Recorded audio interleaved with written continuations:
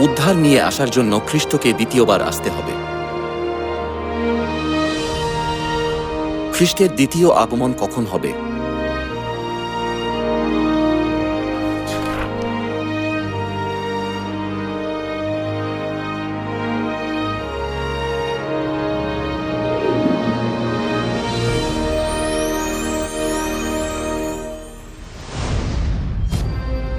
যদি আমরা ডুমুর গাছের দৃষ্টান্ত শিখি, তাহলে আমরা জানতে পারব যে খ্রিস্ট কখন আসবেন।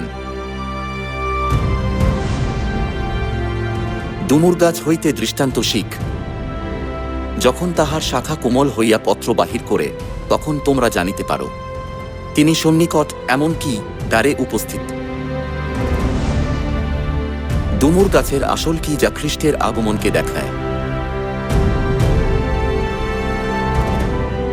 ডুমুর গাছ ইসরায়েলকে সম্বোধিত করে। তাই যদি আমরা ইসরায়েলের ইতিহাসের বিষয়ে জানি, তাহলে আমরা খ্রিস্টের আগমনের সময়ের বিষয়ে জানতে পারব।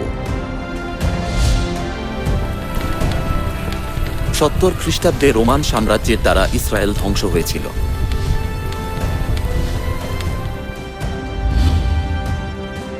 এবং তারা রাষ্ট্রহীন লোক হিসাবে 1900 বছর ধরে সারা পৃথিবীতে ঘুরেছিল।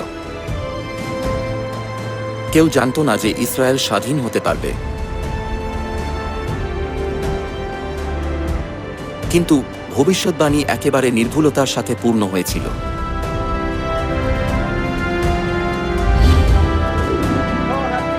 সেই ভবিষ্যৎবাণী অনুসারে যে ডুমুর গাছের পাতা বের হবে, 1948 সালে ইসরায়েল আশ্চর্যজনকভাবে স্বাধীন হয়েছিল।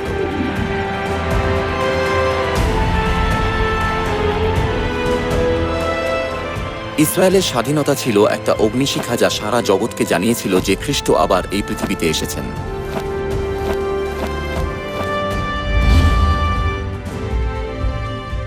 ডুমুর গাছ হইতে দৃষ্টান্ত শিখো। যখন তাহার শাখা কোমল হইয়া পত্র বাহির করে, তখন তোমরা জানিতে পারো গ্রীষ্মকাল সন্নিকট। সেইরূপ তোমরা ওই সকল ঘটনা দেখিলেই জানিবে তিনি সন্নিকট, এমনকি দ্বারে উপস্থিত।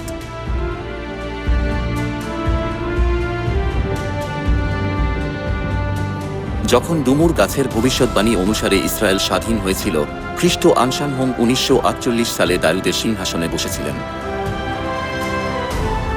তিনি হলেন সেই খ্রিস্ট যিনি আবার এই পৃথিবীতে এসেছেন। দয়া করে খ্রিস্ট আনশানহোমকে গ্রহণ করুন এবং উদ্ধার লাভ করুন।